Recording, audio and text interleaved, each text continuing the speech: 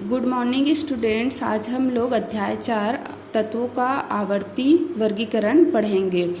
तत्वों का आवर्ती वर्गीकरण में जैसे कि हम लोग जानते हैं कि पृथ्वी पर बहुत सारे तत्व हैं जिनको अलग अलग वर्गों में वर्गीकृत करते हैं। तो इसके लिए वैज्ञानिकों ने अपना अपना मत प्रदर्शित किया। जैसे अरस्तु नामक वैज्ञानिक का मानना था कि ब्रह्मांड 5 तत्वों से अग्नि, जल, वायु, पृथ्वी और आकाश से बना हुआ है। तो बाद में ब्रिटिश वैज्ञानिक रॉबर्ट बायर ने पदार्थों के संबंध में कई प्रयोग किए और उनके इन प्रयोग के आधार पर उनका तर्क था कि अरस्तु द्वारा उल्लिखित 5 तत्वों को तत्व की श्रेणी में नहीं रखा जा सकता।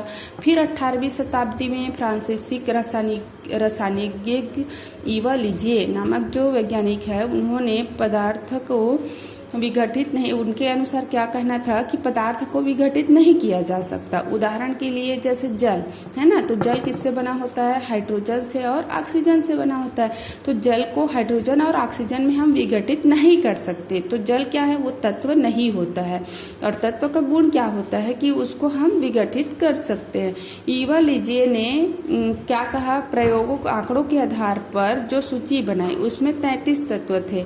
वर्तमान में कितना है? 118 तत्व ज्ञात है। इतने सारे तत्व और उनके गुण धर्मों को अलग अलग अध्ययन कर पाना बहुत कठिन है। और इस कठिनाई को दूर करने के लिए क्या किया? वैज्ञानिकों ने अलग बहुत सारे प्रयास किए ताकि तत्वों का अध्ययन आसानी से किया जा सके।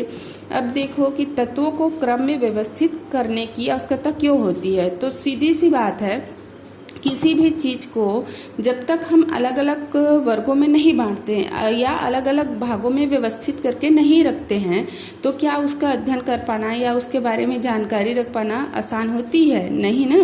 जैसे घर पर ही जो सामान्य उपयोग करने की वस्तु होती है, खासकर जैसे कपड़े होते हैं, तो हम घर में पहनने वाले कपड़ों को अलग रखते हैं, गर्मी में पहनने वाले कपड़ों को अलग रखते हैं, सर्दी में पहनने वाले कपड़ों को अलग रखते हैं। उसी प्रकार जैसे किसी दुकान में जा रहे हो तो दुकान में अगर जाओगे तो पूरी दुकान व्यवस्थित रहती, सभी सामान अलग अलग व्यवस्थित रहता है।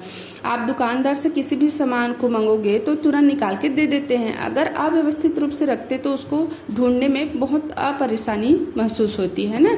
तो किसी भी चीज़ों को आसानी से अध्ययन कर पाने या उसको आसानी से समझ पाने के लिए हम उसको व्यवस्थित करने की हमको आवश्यकता होती है।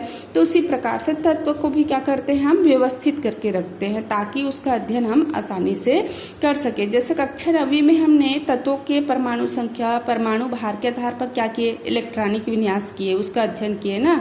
तो जब तक हम तत्वों का परमाणु संख्या, परमाणु भार के अनुसार उसको क्रमबद्ध नहीं करेंगे, तब तक हम उसका इलेक्ट्रॉनिक विन्यास कैसे कर पाएंगे? और जब हम उसकी परमाणु संख्या, परमाणु भार का क्रमबद्ध व्यवस्थित रूप से अध्ययन करेंगे, तभी हम उसकी अध्ययन में हमको आसानी होगी। फिर आगे हैं, यहाँ पे सारणी दी हुई है तत्वों की।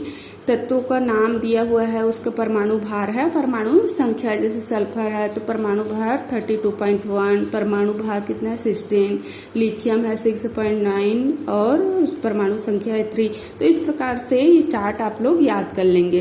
फिर कुछ वैज्ञानिकों ने अलग अलग नियम दिए, जैसे डॉक्टर बेराइनर का त्रिक नियम। इसका क्या था? ये जर्मन वैज्ञानिक थे और उन्होंने परमाणु भार और परमाणु भार के आधार पर तत्वों को क्या किया? वर्गीकरण किया। उन्होंने समान गुण धर्म वाले 3 तत्व, जैसे कौन कौन सा तत्व? पोटेशियम, लिथियम और सोडियम को क्या किए? बढ़ते हुए क्रम में व्यवस्थित कर दिए। तो उन्होंने क्या देखा कि जैसे कि यहाँ लिथियम, सोडियम और पोटेशियम तो जो सोडियम का जो गुण धर्म है वो लिथियम और पोटेशियम से समानता प्रदर्शित करती है।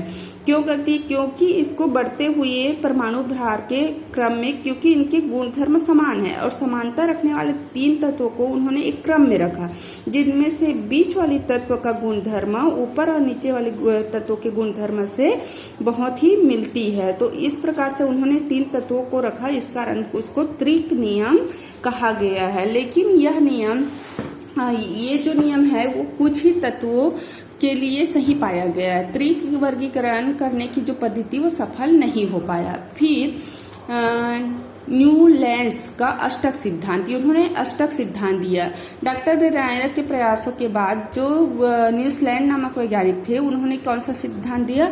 अष्टक सिद्धांत दिया। इसके अनुसार क्या किया? इस नियम के अनुसार बढ़ते हुए परमाणु भार के क्रम में उन्होंने भी व्यवस्थित किया। तो उन्होंने क्या देखा कि क्रमबद्ध व्यवस्थित करते हुए एक अंतराल ऐसा आता है जिसमें उनके गुण धर्मों की पुनरावृत्ति होती है, और उन्होंने 8वें तत्व की विशेषताएं और गुण धर्म को पहले तत्व के गुण धर्म से मिलाया, और उनकी इस सिद्धांत को इसीलिए अष्टक सिद्धांत कहा गया। उन्होंने सबसे कम परमाणु भार वाले हाइड्रोजन से प्रारंभ किया और 56वें थोरियम पर उन्होंने समाप्त किया।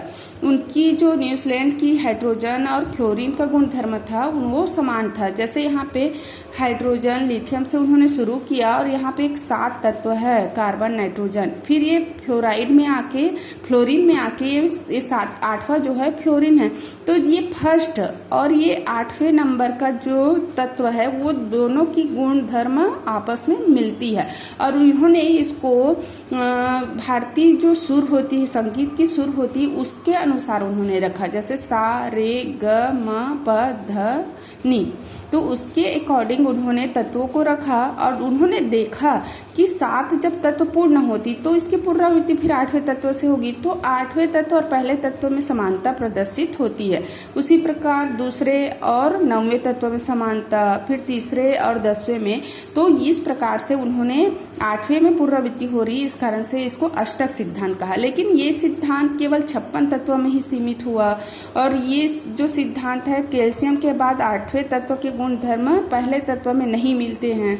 इस तत्व जिनके गुण समान है एक ही समूह में स्थान दिया गया। आयरन के रासायनिक गुण धर्म ऑक्सीजन तथा सल्फर से नहीं मिलते हैं, अतः इस नियम के अनुसार तत्वों का सफल वर्गीकरण नहीं किया जा सकता। इस कारण से ये भी जो सिद्धांत था ये सफल नहीं हो पाया।